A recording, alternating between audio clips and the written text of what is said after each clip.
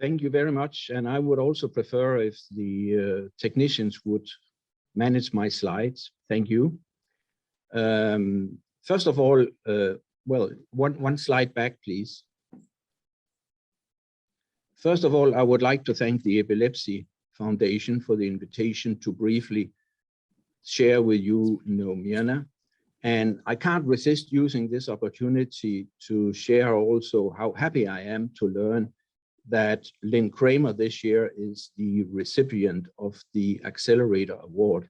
It's really well deserved, so congratulations, Lynn.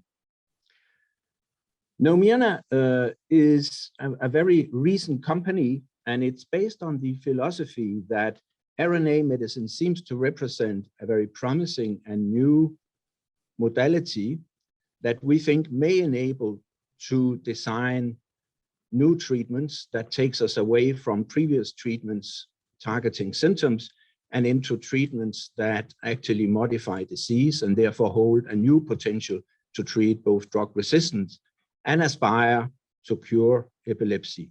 Next slide, please. The problem we face, I think, is very well known to everybody. We have anti-seizure medications since potassium bromide in 1857, and they all share a very narrow range of mechanisms related to ion channels and receptors, and only treat the symptoms of the disease, not epilepsy itself or its comorbidities. The solution, we think, is to try to translate the promise of RNA medicines to come in and target pathological disease pathways that seems pretty well validated preclinically, but not has been druggable so far because NCEs was the dominant modality. Next slide. NEUmiRNA is composed of a very experienced founder team. For myself, Henrik Klitgaard, I've been involved in anti-epileptic drug discovery and development for more than 30 years. Professor Sakari Kaupinen, our CSO, is an academic professor at the Center of RNA Medicine in Denmark, and also have very significant industry experience, and particularly from Santaris Pharma. And then Lars Christiansen and Mark Rasmussen is both very experienced in the biotech area in Denmark and Nordic countries in setting up new companies. Next slide. We have established a NEUmiRNA product engine, which actually relates to RNA drug design that we do with our ASO design software from Aalborg University, and also which involve RNA informatics and expertise in RNA drug design. We have also at Aalborg University access to drug screens that enable us to identify and characterize lead compounds. And then we have established at NEUmiRNA a very significant collaboration with Professor David Henschel, which I think it's fair to say has been a front runner in RNA medicines for epilepsy for nearly 20 years now. So a very strong collaboration that enable us to perform in vivo PK/PD studies in established epilepsy models in David's lab. One key model that you see depicted here in the middle or the center of the slide is the amygdala injected cyanuric acid mice model that we use very extensively. Next slide. We have 4 programs running. In one of them, the target is MIR-134. MIR-134 is a very interesting target. It was originally connected to epilepsy by a paper of Professor David Henschel in 2013, which appeared in Nature Medicine. And ever since, there has been a number of preclinical pharmacology tests that have shown, in particularly in status epilepticus, by early treatment after the status, significant anti-epileptogenic properties. But to my knowledge, so far, there has been no attempt to really serious drug this target. It's an interesting target because it's MIR-134 is brain-enriched, and its expression is activity dependent. So if you measure levels in epilepsy patients, you will notice, and particularly in patients with drug-resistant epilepsy, that there is a high expression of miR-134.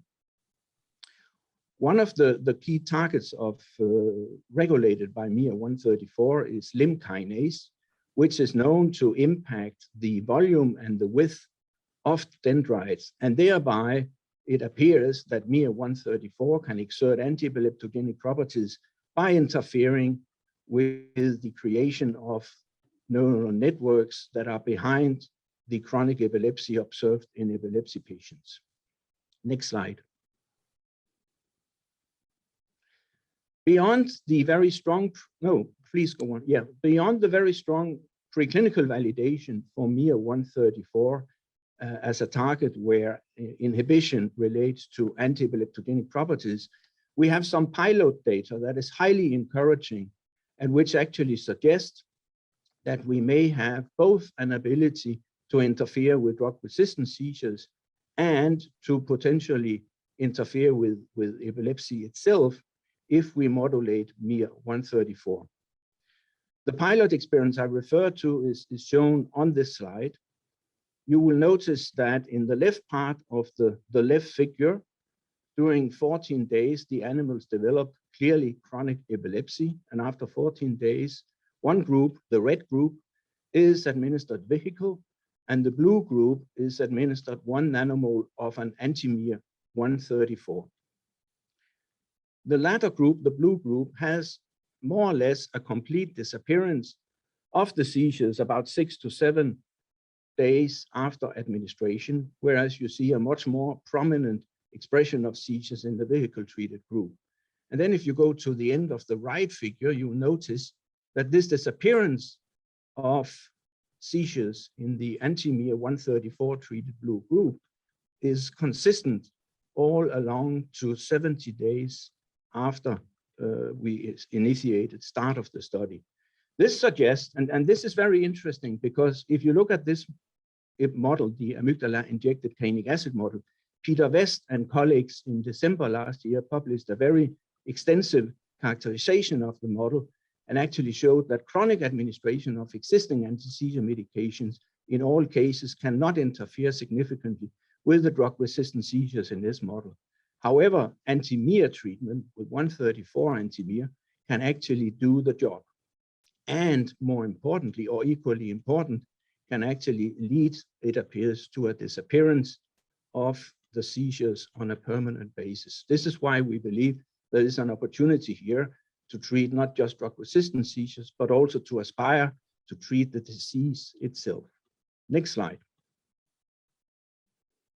So what we hope with translation of these findings, first of all, the preclinical findings I showed you, we are in the process of confirming in a more robust study. But what we hope will be the outcome is that we can translate these findings so we can change the journey for patients after diagnosis to treatment and drug resistance, which often follow if the first or the second or the third drug is not very effective, and then lead patients to other solutions like surgery, ASM, further treatment, neuromodulation, and or ketogenic diet. What we hope, as you see in the bottom of the slide, is that we can really eliminate the drug resistance and potentially provide a cure for epilepsy. Next slide. So in closing, the pipeline and IP status we have at NEUmiRNA is very encouraging, despite the fact that we are a very young company. We run 4 pipeline projects, and all molecules for the projects are designed, synthesized, and covered by filed patent applications. We have already in all 4 projects defined preclinical drug candidates, and we have selected them for pharmacological proof of concept. And with the most advanced projects, the miR-134 I just described in some slides, we are well on the way to start clinical studies during 2024.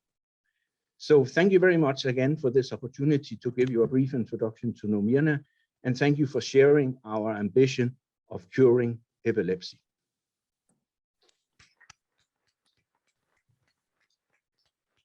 Thank you. We have time for one question. Thank you very much, Eric, for this great presentation. So a couple of quick questions.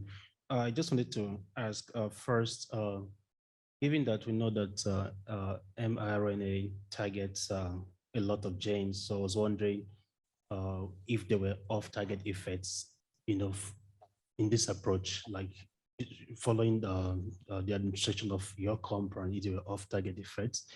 And then the second thing I also want to ask you was, would you expect to see similar efficacy of similar results that you've just shown in spontaneously seasoned models, like genetic models?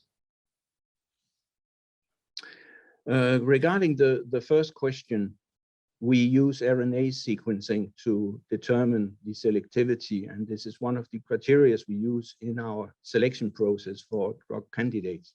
So we feel we have robust selectivity if we move a candidate forward. Secondly, you ask a very good question about the genetic models of spontaneous seizures. What I noticed with NEUmiR-134 is that the anti-epileptogenic studies that has been done in the past and what we have now done all relates to animal models of focal onset seizures. So very interestingly, I think there is something to discover by testing an AntimiR-134 in animal models beyond those with focal onset seizures. Thank you. Thank you very much.